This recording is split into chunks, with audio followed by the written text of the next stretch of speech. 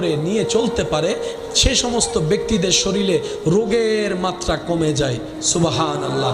তাদের ব্রেনের শক্তি বেড়ে যায় সুবহানাল্লাহ। তাদের হার্ট ভালো থাকে, তাদের শরীরের জয়েন্টগুলো ভালো থাকে যাদের সাথে নামাজের সম্পর্ক থাকে।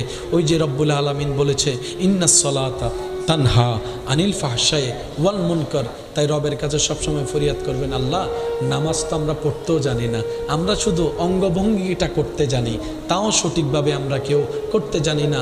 আল্লাহ গো, তোমার কাছে ভিক্ষা চাই, এই নামাজের ভিতরে তুমি যত ধরনের নিয়ামত দিয়েছ ওই নিয়ামতের বৃষ্টিগুলো একটু আমার উপর বর্ষণ করে দাও সুবহানাল্লাহ।